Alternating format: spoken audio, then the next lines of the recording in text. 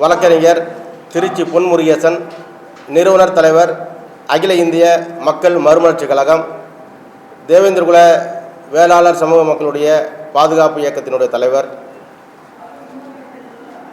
தேவேந்திரகுல வேளாளர் சமூக மக்களை எஸ்சி பட்டியலில் இருந்து நீக்க வேண்டும் என்று ஒரு தரப்பினர் பேசி வந்த சூழ்நிலையில்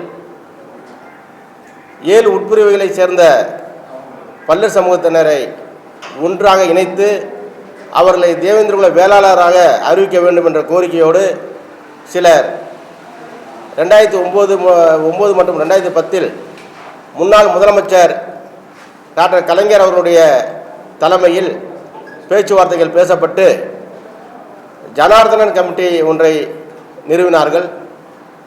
அந்த கமிட்டி கிடப்பில் இருந்த சூழ்நிலையில் அதிமுக ஆட்சி வந்த பிறகு அது கிடப்பில் போடப்பட்டது. அதன் பிறகு அழுத்தம் கொடுக்கப்பட்ட பிறகு எடப்பாடி பழனிசாமி அவர்கள் முதல்வராக இருந்த பொழுது சிலர் கோரிக்கை வைத்தார்கள். அந்த கோரிக்கையின் அடிப்படையில்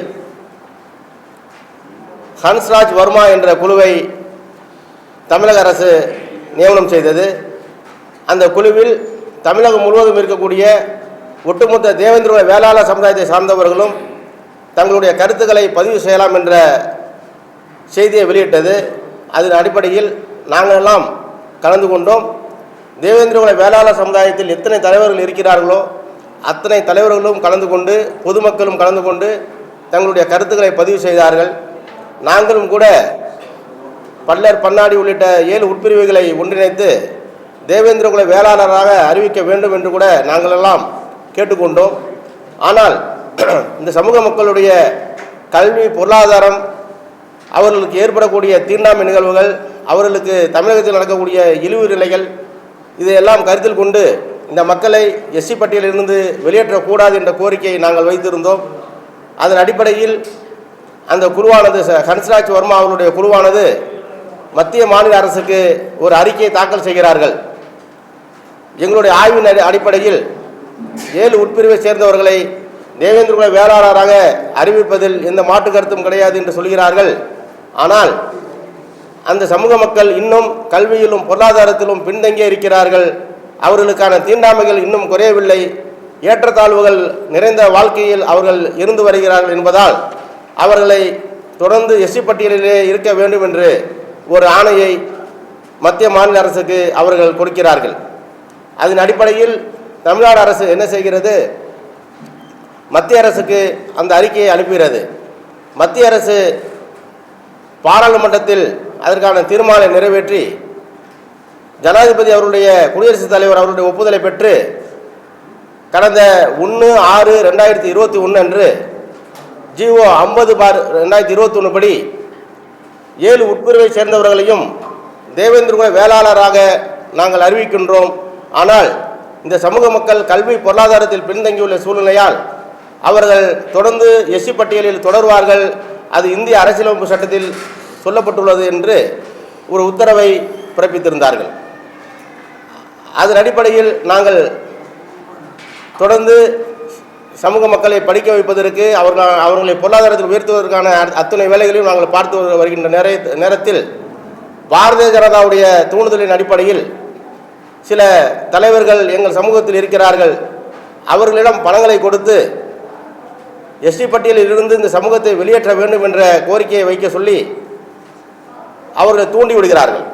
அதன் அடிப்படையில் அங்கிருந்து அமித்ஷா அவர்களை வரவழைத்து தேவேந்திரகுல வேளாளர்களை நாங்கள் எஸ்சி பட்டியலிலிருந்து வெளியேற்றி விடுவோம் என்று சொல்லி மாநாடு நடத்தினார்கள். நரேந்திர மோடி அவர்களை வர சொல்லி நாங்கள் எஸ்சி பட்டியலிலிருந்து உங்களை வெளியேற்றி விடுவோம் என்று சொல்லி மாநாடை நடத்தினார்கள். ஆனால் கிட்டத்தட்ட 25 சட்டமன்ற தொகுதிகளில் பாரதிய ஜனதா போட்டியிட்டது. ஆனால் ஒரு தொகுதியில் கூட தேவேந்திரகுல வேளாளர் சமுதாய மக்களை, அந்த பிரதிநிதிகளை சட்டமன்ற தேர்தலில் போட்டியிடுவதற்கான வாய்ப்புகளை அந்த பாஜக அரசு கொடுக்கவில்லை. காரணம் என்னவென்றால், இந்த எஸ்சி சமுதாய மக்களை, தேவேந்திரகுல வேளாளர் சமுதாய மக்களை எஸ்சி பட்டியலிலிருந்து அவ்வளவு சீக்கிரம் எளிதில் எடுத்துவிட முடியாது என்பது மத்திய அரசுக்கும், அதாவது பாஜக அரசுக்கு நன்றாக தெரியும் என்பதால் இவர்களெல்லாம் வைத்த கோரிக்கையை பாஜக கைவிட்டு விட்டது. கைவிட்ட பிறகு தற்சமயம் நாம் தமிழர் கட்சியை சேர்ந்த சீமான் அவர்கள், அவர் ஒரு நாடார் சமுதாயத்தை சார்ந்தவர். அவர் என்ன சொல்றார் அப்படின்னா, தேவேந்திர வேளாளர் சமுதாய மக்களை எஸ்சி பட்டியலிலிருந்து வெளியேற்ற வேண்டி தேனியில் 2/8/2025 அன்று ஒரு மாநாடை நடத்துகிறேன், தமிழின சொந்தங்களே வாங்க அப்படின்னு சொல்லி ஒரு அறிக்கை வெளியிட்டிருக்காரு. அதை நடத்துவதற்கான முயற்சிகள் பண்ணிட்டு இருக்காரு. நாங்களும் அதை தடுப்பதற்கான முயற்சிகளும் செய்திருக்கின்றோம். இன்றைக்கி கூட டிஜிபி அவர்களிடம் புகார் மனு கொடுத்திருக்கின்றோம். SST ஆணையர் அவர்களிடம் புகார் மனு கொடுத்திருக்கின்றோம். தேனியில் இருக்கக்கூடிய எஸ்பி, டிஎஸ்பி உள்ளிட்ட அனைத்து காவல்துறை அதிகாரிகளிடமும் புகார் மனு கொடுத்திருக்கிறோம். இருந்த போதிலும் நான் இது வாயிலாக என்ன சொல்லிக்கொள்ள விரும்புகிறேன் என்று சொன்னால், பல்லர் சமுதாய மக்களுக்கு ஏதேனும் பிரச்சனை என்று சொன்னால், பல்லர் சமுதாய மக்கள் எஸ்சி பட்டியலில் இருக்க வேண்டுமா இருக்க வேண்டாமா என்று முடிவெடுப்பதற்கு எங்கள் சமுதாயத்தில் 100 தலைவர்களுக்கு மேல் இருக்கிறார்கள். அவர்கள் பேசி ஏதேனும் முடிவெடுக்கட்டும், அவர்கள் ஆர்ப்பாட்டங்களை செய்யட்டும், போராட்டங்களை செய்யட்டும், அவர்களுக்கான உரிமைகள் இருக்கிறது, செய்யட்டும். ஆனால் SC/ST சட்டத்தின்படி பட்டியல் சமுதாயத்தை சாராத ஒரு நபர், அவர் SC சமுதாய மக்களுக்கிடையே ஒரு பிரச்சனையையும் பிளவுகளையும் ஏற்படுத்தும் வகையில் ஒரு செயலை செய்தால் அது SC/ST வன்கொடுமை தடுப்பு சட்டம் 1989 படி அது குற்றம் என்று தெளிவாக சொல்கிறது. அதன் அடிப்படையில் அவர் அந்த மாநாட்டை நடத்தினால் SC/ST வன்கொடுமை தடுப்பு சட்டத்தின் கீழ் நாம் தமிழர் கட்சியினுடைய ஒருங்கிணைப்பாளர் சீமான் மீது முதல் தகவல் அறிக்கை பதிவு செய்ய வேண்டும் என்று நாங்கள் புகார் மனு கொடுத்திருக்கின்றோம். அது ஒரு புறம் இருந்தாலும் 1925ஆம் ஆண்டு இவர் சார்ந்திருக்கக்கூடிய நாடார் சமுதாயம் என்று சொல்லக்கூடிய சானார் சமுதாயம் என்று சொல்லக்கூடியவர்கள் எல்லாம் SC பட்டியலில் இருந்தார்கள்.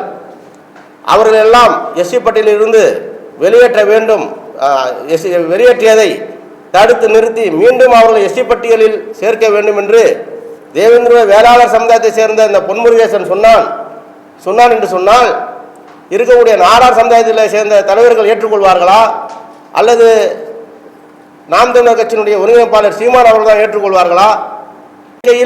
எங்கள் சமுதாயத்திற்கு ஒரு பிரச்சனை என்று வரும்பொழுது எங்கள் சமுதாய மக்களுக்கிடையே இது வெளியில் போகலாமா போகக்கூடாதா என்ற ஒரு பிரச்சனை இருந்து வரக்கூடிய சூழ்நிலையில் நீங்கள் திடீரென்று நாங்கள் இந்த சமூக மக்களை SC பட்டியலிருந்து வெளியேற்றி விடுவோம் என்று சொல்வது எந்த வகையில் நியாயம் என்று தெரியவில்லை.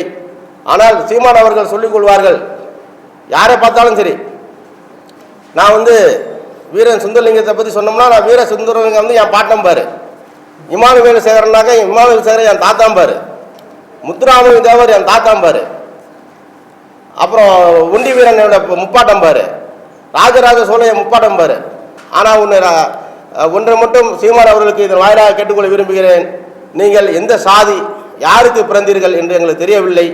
நீங்கள் யாருக்கோ பிறந்து விட்டு போங்கள், அதில் எங்களுக்கு எந்த வருத்தமும் கிடையாது, எந்த கேள்வியும் கிடையாது. ஆனால் தேவையில்லாமல் எங்கள் சமூகத்துக்குள் எங்களுடைய சமூக மக்களுடைய பிரச்சனைக்குள் எங்களுக்குள் பிரிவினைகளை ஏற்படுத்தி அதன் வாயிலாக ஒரு சாதிய மோதல்களை ஏற்படுத்தி கலவரத்தை தூண்டினால் நாங்கள் பார்த்து கொண்டு சும்மா இருக்க மாட்டோம் என்பதை இந்த நேரத்தில் பத்திரிகையாளர்கள் வாயிலாக கேட்டுக்கொள்ள விரும்புகிறேன். அது மட்டுமல்ல, SC பட்டியலிலிருந்து ஒருவரை வெளியேற்ற வேண்டும் என்று சொன்னால் புரட்சியாளர் டாக்டர் அம்பேத்கர் அவர்கள் எழுதிய இந்திய அரசியலமைப்பு சட்டத்தின்படி நீண்ட நெடிய ஆய்வுகள் மேற்கொள்ள வேண்டும். அந்த ஆய்வின் அடிப்படையில் மத்திய அரசு மாநில அரசு என்ன செய்யணும்னா ஒரு குழுவை நியமனம் செய்ய வேண்டும்.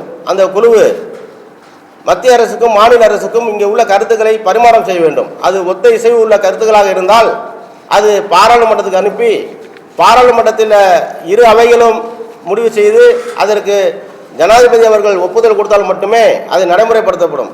ஆனால் அதையெல்லாம் தெரியாமல் சீமான் அவர்கள் வருகின்ற தேர்தலிலே ஓட்டு வாங்க வேண்டும், தேவேந்திர சமுதாய மக்களுடைய ஓட்டுகளை வாங்க வேண்டும் என்பதற்காக, ஓட்டு அரசியலுக்காக, ஓட்டு பொறுக்குவதற்காக இந்த தேவேந்திர சமுதாய மக்களை கையில் எடுத்துக்கொண்டு நாங்கள் உங்களை பட்டியலிருந்து வெளியில் கொண்டு போகிறோம் என்று சொல்லி வருகிறார். உண்மையாகவே சொல்கின்றேன், இதன் வாயிலாக தேவேந்திர வேளாளர் சமுதாய சொந்தங்களே, இளைஞர்களே, நீங்களும் சரி நானும் சரி ஒரு தாய் பிள்ளைகள். நமக்குள் ஆயிரம் இருக்கலாம், நாம் எதுவாக இருந்தாலும் பேசி முடித்துக் கொள்ளலாம். இவன் யார், சீமான் யார், இவர் யார், சீமான் யார், இவருக்கும் நம் சமூகத்துக்கு என்ன இருக்கிறது, இவர் வந்து விடுவார். இதே சீமான் அவர்கள் பட்டியல் சமுதாயத்தை சேர்ந்த ஒருவரை திருமணம் செய்து கொள்வாரா, அல்லது பட்டியல் சமுதாயத்தை சேர்ந்த ஒருவருக்கு திருமணம் நடத்தி வைப்பாரா, அல்லது பட்டியல் சமுதாயத்தை சேர்ந்தவர்களுக்கு இவர் சமுதாயத்தை சார்ந்து இருக்கக்கூடிய பெரிய பெரிய தொழிலதிபர்கள் வைத்து நடத்தக்கூடிய தொழில்களில் பார்ட்னராக சேர்த்துக் கொள்வாரா, அல்லது வேலைகளாவது சேர்த்துக் கொள்வாரா என்று சொன்னால் கண்டிப்பாக இருக்காது. இன்னும் இந்த சமூகத்தில் ஏற்றத்தாழ்வுகள் இருந்து கொண்டு வருகிறது. இன்னும் பல்வேறு சமுதாய மக்கள் ஆங்காங்கே சாதி வெறிகளால் படுகொலை செய்யப்பட்டு வருகிறார்கள். இன்று கூட கடந்த 2 தினங்களுக்கு முன்பு கூட தேவேந்திர வேளாளர் சமுதாயத்தை சேர்ந்த கவின் என்ற ஒரு இளைஞர், பட்டதாரி இளைஞன் ஆணவ படுகொலை செய்யப்பட்டிருக்கிறார். வேறு மாற்று சாதி பெண்ணை திருமணம் செய்து கொள்ள முயற்சி செய்து வந்தார் என்பதால் அவரை படுகொலை செய்திருக்கிறார்கள். இதுபோன்று காலங்காலமாக இமானுவேல் சேகரன் முதற்கொண்டு பசுபதி பாண்டியன் மனைவி முதற்கொண்டு அதன் பிறகு சிங்காரம், இப்போ சமீபமாக இறந்து போன முத்துமனோ, தீபக் பாண்டியன் உள்ளிட்ட ஏராளமான இளைஞர்கள், இன்னும் சொல்லிக்கிட்டே இருக்கலாம், ஏராளமான இளைஞர்கள் தீண்டாமை வன்கொடுமையால் வெட்டி படுகொலை செய்யப்பட்ட போதெல்லாம் கண்டுகொள்ளாத சீமான் இப்பொழுது இந்த சமூக மக்களை காக்க வருகிறேன் என்று சொல்வது பித்தலாட்டம் என்பதை இந்த இளைஞர்கள் தெரிந்து கொள்ள வேண்டும். நம்மளுடைய வாக்குகளை பாரதிய ஜனதா அறுவடை செய்வதற்கு அத்தனை நாடகங்களும் நடந்துவிட்டு தோல்வியில் முடிந்து விட்டதால் இன்று சீமான் அவர்களை களத்தில் இறக்கிவிட்டு தேவேந்திர வேளாளர் சமூக மக்களை வாக்கு வங்கிகளாக பயன்படுத்துவதற்கான முயற்சிகளை மேற்கொண்டு வருகிறார். மரியாதைக்குரிய சீமான் அவர்களே, நீங்கள் இந்த முடிவை கைவிடவில்லை என்று சொன்னால் கண்டிப்பாக உங்களுக்கு எதிராக எங்களுடைய போராட்டங்கள் நடக்கும். நீங்கள் திருச்சி பக்கமே தலை காட்ட முடியாது என்பதை பகிரங்கமாக இதன் மூலமாக எச்சரிக்கை விடுக்கிறோம் என்பதை அகில இந்திய மக்கள் மறுமலர்ச்சி கழகம் சார்பாக புதிய தமிழக கட்சியை சேர்ந்த டாக்டர் கிருஷ்ணசாமி உள்ளிட்ட சில தலைவர்கள் அந்த கோரிக்கையை எடுத்துகிட்டு போகிறாங்க. அது டாக்டர் கலைஞர் அவர்கள்ட்ட கொண்டு போகிறது புதிய தமிழக கட்சியை சேர்ந்த டாக்டர் கிருஷ்ணசாமி அவர்கள் என்பதில் எந்த மாற்று கருத்தும் கிடையாது. அதன் பிரகாரம் தான் இந்த ஒவ்வொரு ஸ்டெப்பாக வந்து நடவடிக்கை வருது. அந்த ஜனார்தன் கமிட்டி ஆட்சி முடிந்தால அந்த ஜனார்தன் கமிட்டி வந்து என்ன பண்ணுறாங்கன்னா அறிக்கையை வந்து தாக்கல் பண்ணுறாங்க. அது அடுத்து ஏடிஎம் ஆட்சி வந்தோன்னா அது கிடப்பில் போடப்படுகிறது. அதன் பிறகு எடப்பாடி ஆட்சி வந்த பிறகு இருக்கக்கூடிய ஜான்பாண்டி, கிருஷ்ணசாமி இருக்கக்கூடிய பாஜகனுடைய ஆட்களாக செயல்படக்கூடியவர்கள்லாம் ஒன்று சேர்ந்து ஒரு கோரிக்கை வைக்கிறார்கள். அந்த கோரிக்கை என்ன வைக்கிறாங்கன்னா, எங்களை வந்து எஸ்சி பட்டியலேருந்து வெளியில் கொண்டு போகணும், அதே நேரத்தில் 7 உட்பிரிவுகளையும் சேர்ந்தவர்களை தேவேந்திர வேளாளராக அறிவிக்கணும் அப்படிங்கிறத வைக்கிறாங்க. ஆனால் அப்படி வச்ச கோரிக்கையில் தேவேந்திர வேளாளராக அறிவிப்பதில் மத்திய அரசுக்கும் மாநில அரசுக்கும் எந்த விதமான மாறுபாடும் கருத்துக்களும் இல்லை, நாங்கள் அறிவிக்கிறோம் என்று சொல்லிவிட்டு இவர்களை எஸ்சி பட்டியலிருந்து வெளியேற்ற முடியாது என்பதை திட்டவட்டமாக சொல்லி அதுக்கான அரசாணையும் 1/6/2021 அன்று வெளியிட்டிருக்கார்கள். இப்படி இருக்கையில் இந்த சீமான் அவர்கள் என்ன பண்ணுறாரு, நான் இந்த சமூக மக்களை வெளியேற்றி கொண்டு போகிறேன் அப்படிங்கிறாரு. இந்த சீமானுக்கு என்ன ஒரு தமிழகத்தில் சீமான் என்ன பண்ணிட்டு இருக்காருன்னா, சமீப காலமாக பட்டியல் சமுதாய மக்களை அவதூறாக பேசுவது, அவர்களுடைய ஒற்றுமையை சீர்குலைப்பதாகவே செய்து கொண்டிருக்கிறார். சமீபமாக அருந்ததி சமுதாயத்தை சேர்ந்தவர்கள் எல்லாம் தமிழர்கள் இல்லை, இவர்களெல்லாம் ஆதி திராவிடர்கள், இவர்களெல்லாம் ஆந்திராவை சேர்ந்தவர்கள் என்று, தெலுங்கர்கள் என்று சொல்லி அவமானப்படுத்தி வந்தார். ஆனால் வந்து ஒண்டி வீரனுடைய நிகழ்ச்சிக்கு பார்த்தீங்கன்னா, ஒண்டி வீரன் என்னோட பாட்டன் முப்பாட்டன் என்று கதையை பேசிக்கொண்டு ஓட்டுகளை சேகரித்து கொண்டு இருப்பார். அதே போல தான் பல்வேறு சமுதாயத்தை சேர்ந்த எங்களுக்குள்ள இப்போ வந்திருக்காரு. நான் உங்களை வந்து தேவேந்திர வேளாளர் சமுதாய மக்களை எஸ்டி பட்டியலிருந்து வெளில கொண்டு போகிறேன், என் பின்னாடி வாங்கன்னு சொல்லி இப்போ பேசிகிட்டு இருக்காரு. அடுத்து என்ன பண்ணுவார், பழைய சமுதாய மக்கள்கிட்ட போவார். பெரும்பான்மையாக இருக்கக்கூடிய தமிழகத்தில் பெரும்பான்மையாக எஸ்சி பட்டியலில் இருக்கக்கூடிய அந்த சமுதாயத்தில் போய் பிரச்சனை பண்ணுறாரு. அடுத்து இப்போ தேவேந்திர வேளாளர் சமுதாயத்தில் வந்து பிரச்சனை பண்ணுறாரு. அடுத்து என்ன பண்ணுவார், பழைய சமுதாயத்தில் போய் பிரச்சனை பண்ணுவார். இவர் வந்து ஒரு கலவரக்காரராக, ஒரு கலவரத்தை தூண்டும் வகையில் தமிழ்நாட்டில் ஒரு தலைவராக வளர்ந்து வருகிறார். இவர் மக்களுக்கான தலைவராக இல்லை, சாதி பிரச்சனைகளையும் மத கலவரங்களையும் தமிழக அரசு என்ன செய்தாலும் அதை குறை கூறி மக்களுடைய பிரச்சனைகளை உண்டு பண்ணும் வகையில் ஒரு கலவரக்காரராக, கலவரவாதியாக, தீவிரவாதியாக இந்த சீமான் அவர்கள் செயல்பட்டு வருகிறார். ஆகவே நீ என்ன வேணா செஞ்சிருப்போம், எப்படி வேணா இருந்திருப்போம், எங்களோட சமூக பிரச்சனை நீ தலையிட வேணாம் அப்படிங்கிறத எங்களோட கருத்தை நாங்கள் வைக்கிறோம். பட்டியல் வெளியேற்றன்ற பேச்சுக்கு வந்து எங்கள் சமூகத்தில் சுத்தமாக ஆதரவு கிடையாது. நான் அதை ஆதாரத்தோடு என்னால் சொல்ல முடியும். அவங்க கேட்டபடி டாக்டர் கிருஷ்ணசாமி வந்து இந்த பட்டியல் வெளியேற்றன்ற பேச்சை ஆரம்பித்தார். முதல்ல ஆரம்பித்து 2 மாநாடு போட்டார். 2018, 19, 20களில் 2 மாநாடு போட்டார். 2021 டாக்டர் கிருஷ்ணசாமி தன்னுடைய கட்சி சார்பாக 66 தொகுதிகளில் வேட்பாளர்களை நிறுத்தி மொத்தமாக அவர் வாங்கி ஓட்டு 37,000. 66 தொகுதிகளில் 37,000 ஓட்டு வாங்கினார். அவர் ஒரு 6,000 சில்லற ஓட்டு வாங்கி படுதோல்வியை சந்தித்தார். இந்த தேர்தல் அரசியல் களத்தில் நம்ம ஒரு கோரிக்கை வச்சோம்னா அந்த கோரிக்கையின் நியாயத்தை நிரூபிக்க வேண்டிய களம் வந்து தேர்தல் தான். தேர்தலில் படுதோல்வி அடைந்த டாக்டர் கிருஷ்ணசாமி பட்டியல் வெளியேற்றத்தின் பெயரை சொல்லி இன்னொருவர் அரசியல் பண்ணுகிறார், திருநெல்வேலியை சேர்ந்த திரு ஜான் பாண்டியன். இவர்கள் யாருக்குமே எங்கள் மக்கள் மத்தியில் எந்த செல்வாக்கும் கிடையாது. அப்போ பட்டியல் வெளியேற்றன்றது ஒரு பெரிய புரட்சிகர முழக்கம் மாதிரியும் அது வந்துச்சுன்னா பெரிய சீமான் சொல்கிறபடி அது ஒரு பெரிய ஒரு தமிழில் எழுச்சி மாதிரியும் அப்படியெல்லாம் ஒன்றும் அங்கெல்லாம் ஒன்றும் கிடையாது. இப்போ சென்னையிலேருந்து 2 பஸ்ஸில் ஆளை கூட்டிகிட்டு போகிறதுக்கு வாட்ஸ்அப்லாம் நியூஸ் வருது. ஒரு பஸ் அனுப்புகிறோம், ஒரு கை செலவுக்கு 350 ரூபா பணம் கொடுக்குறோம், வாட்ஸ்அப்பில் செய்தி வருது. 2 பேர் தான் போகிறாங்க. ஒருவேளை டிரைவரும் கண்டக்டருமா இருக்குன்னு நினைக்கிறேன் நான். அந்த அளவில் தான் இந்த பட்டியல் வெளியேற்றத்துக்கு ஆதரவு இருக்குது. அது போக இன்னைக்கு நீங்கள் பார்த்தீங்கன்னா கவின் ஜெய் கணேஷ் என்கிற அந்த வாலிப பையன் வந்து ஆணவ கொலை செய்யப்பட்டிருக்கார். அந்த தம்பியோட அப்பா அவர் சொல்கிறாரு, நாளைக்கு மறுநாள் என் தலைவர் திரும்ப வரேன்னு சொல்லியிருக்காரு. இப்படி கை நீட்டி சொல்றார், என் தலைவர் திரும்ப வரேன்னு சொல்லியிருக்காருன்றார். அப்போ அந்த சமூகத்தின் பிரதிநிதியாக நீங்கள் ஜெய் கணேஷோட அப்பாவை பாருங்கள், கவின் ஜெய் கணேஷோட அப்பாவை பாருங்கள். அந்த சமூகத்தின் பிரதிநிதியாக அவரை நீங்கள் பார்த்தீங்கன்னா அந்த சமூகத்தின் கோரிக்கை யார் பேசுகிறான்னு பார்த்து அவர் நான் நாளைக்கு மறுநாள் எங்கள் அண்ணன் திரும்ப வராரு அப்படின்றார், எங்கள் அண்ணன் தலைவர் திரும்ப வராரு அப்படின்றாரு. இன்னைக்கு தான் திரும்ப எங்கள் போயிருக்காரு. நான் வந்து சாதியை நம்புறவன் கிடையாது, ஆனால் இந்த ப்ரெஸ் மீட்டுக்காக நான் சொல்கிறேன், நான் பல்லவர் சமூகத்தை சார்ந்தவன். திரும்ப பல்லவர் சமூகம் இல்லை, பறையர் சமூகம். ஆனால் எங்கள் சமூகத்தை சேர்ந்த ஒருத்தர் சொல்கிறாரு எங்கள் அண்ணன் திரும்ப எங்கள் தலைவர் திரும்ப நாளைக்கு வரான்றாரு. நேற்று ஜான் பாண்டி போயிருக்காரு, இன்னைக்கு டாக்டர் கிருஷ்ணசாமி போயிருக்காரு. ஆனால் எங்கள் சமூகத்தில் பாதிக்கப்படும் போது எங்கள் மக்கள் யாரை தலைவராக கூப்பிடுறாங்க? திரும்ப தலைவராக கூப்பிட்றாங்க. ஏன் கூப்பிட்றாங்க? திரும்ப அவர்களுக்கு ஒரு பாதிப்பு வரும்போது இந்த மக்களுடைய குரலை திரும்ப எதிரொலிக்கார், அதனால திரும்ப தர்றாங்க. இதுலேருந்து என்ன தெரியுதுன்னா இந்த பட்டியல் வெளியேற்றம், இந்த வெங்காயம் இதெல்லாம் எங்கள் சமூகத்தில் ஒரு பொருட்டே கிடையாது. தமிழ்நாட்டில் எண்ணி எடுத்துக்கிட்டிங்கன்னா ஒரு 5,000 பேர் 10,000 பேர் வாட்ஸ்அப்பில் ஃபேஸ்புக்கில் உருட்டிட்டு இருப்பானுங்க. எவனுக்கும் தேர்தல் களத்தில் நின்று பட்டியல் வெளியீட்டின் பெயரால் இது பட்டியல் வெளியேற்றம் நடந்தா அப்படி நடந்தும் இப்படி நடந்துடும் எவனையாச்சும் விவாதத்துக்கு வர சொல்லுங்க, ஒருத்தனும் வரமாட்டான். எந்த டிவிக்காரனும் இவங்களை சீன்றதே கிடையாது. சொல்லப்போனால் அரசியலில் பெரிய எழுச்சியாக இருந்த அந்த 95க்கு அப்புறம் அந்த ஏற்பட்ட எழுச்சியை வந்து இந்த ஆர்எஸ்எஸ் பிஜேபி கும்பல் எங்கள் சமூகத்தில் ஊடுருவி சில பேரை தங்களுடைய கைக்கூலிகளாக மாற்றி இது மாதிரியான பிரச்சாரங்களை செய்து பட்டியல் விட்டு மாத்துறேன் பேரை மாத்துறாங்க. 7 உட்பிரிவு ஒன்றா சேர்த்து ஒரே பேரை மாத்துறாங்க. அதுவே மிகப்பெரிய தவறு. 7 உட்பிரிவு ஒன்றா சேர்த்து நீங்கள் ஒரு பேர் வைக்கலாம், ஆனால் 7 உட்பிரிவு பேரை அழிக்கிறதுக்கு இவங்களுக்கு என்ன உரிமை இருக்குது? சட்டப்படி அது தவறு.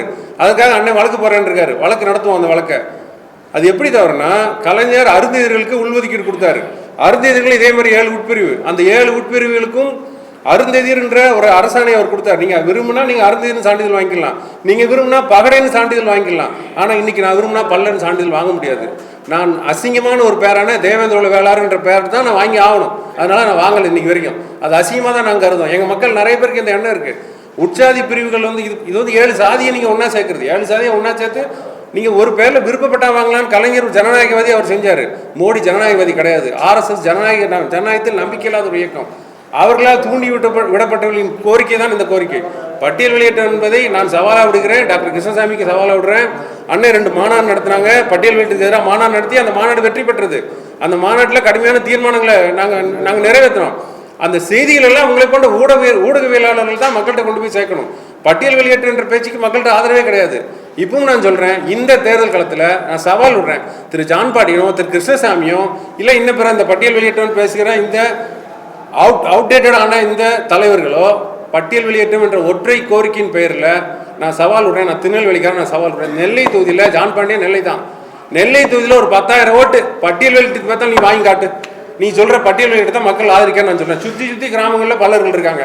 10,000 ஓட்டு நீ வாங்கி காட்டு, நான் சவால் விடுறேன். நீ பெரிய தலைவர் தானே. ஜான் பாண்டியன் அப்படி இருக்கட்டும். கிருஷ்ணசாமி ஓட்டப்பிரான தொகுதியில் ஒரு 10,000 ஓட்டு பட்டியல் வெளியேற்றத்தின் பெயரால் பட்டியல் வெளியேற்றம் மட்டும் செய்ய சொல்லுங்க பார்க்கலாம். முடியாது. ஏன்னா பட்டியல் வெளியேற்றம் என்ற சொல்லி இன்னைக்கு பத்திரிகையாளர்கள் நான் சொல்ல வேண்டியதாக இருக்குது. அப்படி ஒரு கோரிக்கை எங்கள் மக்கள்கிட்ட கிடையவே கிடையாது. அப்படின்னா எங்கள் மக்களுக்கு என்னன்னே தெரியாது. எங்கள் மக்கள் இந்த சமூக இழிவிலிருந்து வெளியே வாழணும்னு நினைக்காங்க, அவ்வளோதான். அதுக்கு என்ன வழின்னு பார்க்கும்போது இந்த 4 பேர் இப்படி சொல்றதுனால சில பேர் அதை ஆதரிக்காங்க, அவ்வளோதான். அதனால தமிழ்நாடு அரசும் இந்த பட்டியல் வெளியிட்டம் பேசுகிற சில அரசு ஊழியர்கள் பட்டியல் வெளியிட்டம் பேசுகிறாங்க. இப்போ சீமான் போட்டிருக்க அந்த கூட்டத்தில் கூட ஓய்வு பெற்ற அரசு ஊழியர்கள், ஓய்வு பெற்ற தேவேந்திரர்கள் அரசு ஊழியர்கள் போட்டிருக்காங்க. இந்த ஓய்வு பெற்ற அரசு ஊழியர்களுக்கு என்ன பட்டியல் வெளியிட வேண்டி கிடக்கு? ஓய்வு பெற்ற அரசு ஊழியர்கள் பென்ஷன் வெளியேற்றம் கேட்கலாம். எனக்கு பென்ஷன் வேண்டாம், இந்த எஸ்சியில் நான் பார்த்த வேலை எனக்கு ரொம்ப இழிவாக இருக்குது, அதனால் எனக்கு பென்ஷன் வேண்டாம், நான் பென்ஷன் ஒப்படைக்கன்னு சொல்லிட்டு அரசுக்கு ஒரு சவால் விடுங்க. நீங்கள் அந்த கூட்டத்துக்கு தான் சீமான் போயிட்டு இருக்காரு. சீமான் ஒரு சராசரி அரசியல்வாதியோட மோசமான அரசியல்வாதி. எப்பவும் இளவு நடக்கும் போதெல்லாம் சீமான் அரசியல் பண்ணுவார். இன்னைக்கு ஜெய்கணேஷ் செத்து போயிருக்கான், எங்கள் வீட்டில் நாங்கள் துக்கம் அனுப்பிச்சிட்டு இருக்கோம், இவன் 2ஆம் தேதி கூட்டம் போட்டுட்டு இருக்கான். இவனுக்கு என்ன தெரியும் சீமானுக்கு? அவுட் ஆஃப் பேக்வர்ட் காஸ்ட்னு சொன்னவன். ஓபிஸ்னா என்னடான்னு உங்கள் பத்திரிகையாளர் ஒரு கூட்டத்தில் கேட்காங்க. 3-4 வீடியோ இருக்குது யூடியூப்ல. நான் சீமானை பற்றி விமர்சனம் எதுக்குமே ஆதாரம் இல்லாமல் நம்ம எல்லாத்துக்கும் ஆதாரம் இருக்குது. ஓபிஸ்னா என்னன்னு சீமானை கேட்கும்போது அவுட் ஆஃப் பேக்வர்ட் காஸ்ட் அப்படிங்கிறான் சீமான்.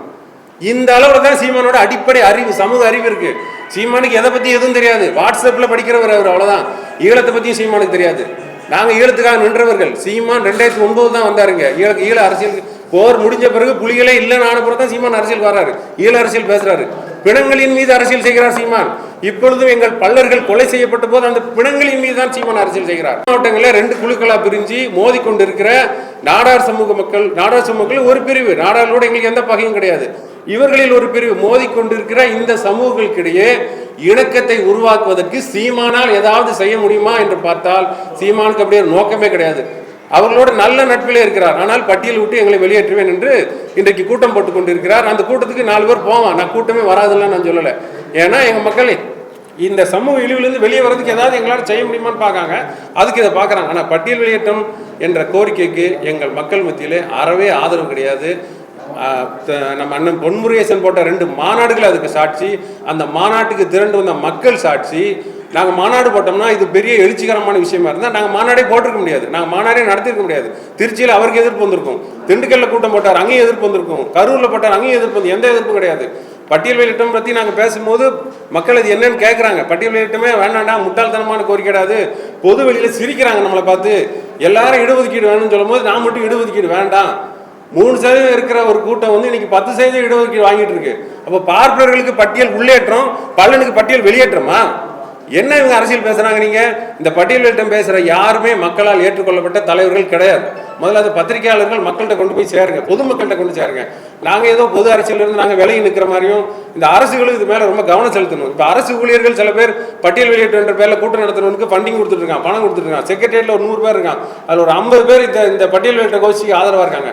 அந்த 50 பேர் நாங்கள் லிஸ்ட்டு அரசுக்கு நாங்கள் கொடுக்குறோம். அந்த 50 பேர் மேலே அரசு துறை ரீதியான நடவடிக்கை எடுக்கணும்.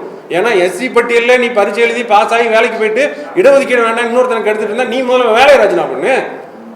அப்போ அதுக்கான ப்ரொவிஷனை அரசு உண்டாக்கணும். ஒரு செக்ரட்டேரியட்லையோ இல்லை ஒவ்வொரு கலெக்டரேட்லையும் ஒரு ஒரு டேபிளை போட்டு ஒரு சேரை போட்டு ஒரு தாசில்தார் லெவலில் ஒருத்தர் போட்டு யாருக்கெல்லாம் பட்டியல் வெளியிட்ட வேணுமோ அவங்களாம் அவன் சர்டிஃபிகேட் வந்து கொடுன்னு சொன்னால் எனக்கு தெரிஞ்சு தமிழ்நாடு முழுக்க ஒரு 500 பேர் வரமாட்டான். இதுதான் பட்டியல் வெளியிட்டத்தின் லட்சணம். ஆக பட்டியல் வெளியிட்டம் பேசுகிறவர்கள் தெம்பிருந்தால் தேர்தல் களத்தில் அது நிரூபித்து காட்டட்டும். அப்படி ஒரு கோரிக்கையே கிடையாது.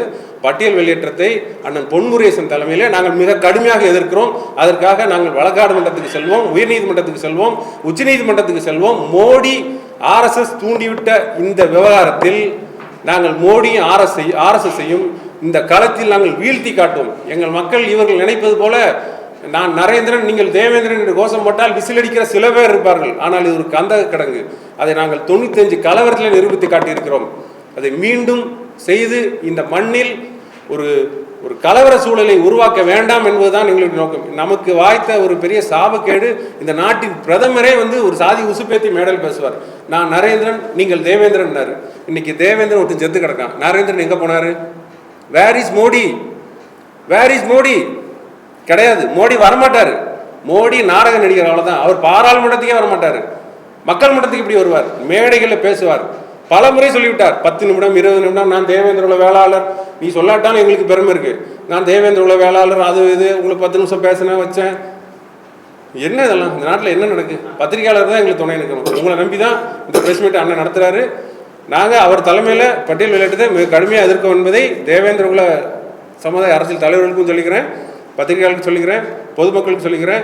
இந்த தமிழ்நாடு அரசு, மாண்புமிகு முதல்வர் தளபதி அவருடைய அரசு வந்து இந்த பட்டியல் வெளியேற்றத்தை ஏதோ லட்சக்கணக்கான பேர் கேட்காங்கன்ற மாதிரிலாம் தயவுசெய்து நீங்கள் நம்பாதீங்க. அப்படி ஒரு பேச்சே கிடையாது. அதனால் இதில் துணிகரமாக பட்டியலை பாதுகாப்பதற்கு இந்த அரசு, எங்கள் இடஒதுக்கீடை பாதுகாப்பதற்கு இந்த அரசு எங்களுக்கு துணை நிற்க வேண்டும் என்பதுதான் இந்த பிரஸ் மீட்டின் நோக்கம். தமிழ்நாடு முதல்வர் அண்ணன் தளபதி அவர்களும் மாண்புமிகு உதயநிதி ஸ்டாலின் அவர்களும் இதை கருத்தில் கொண்டு எங்களோடு துணை நிற்க வேண்டும் என்று உங்களை கேட்டுக்கொள்கிறேன். நன்றி, வணக்கம்.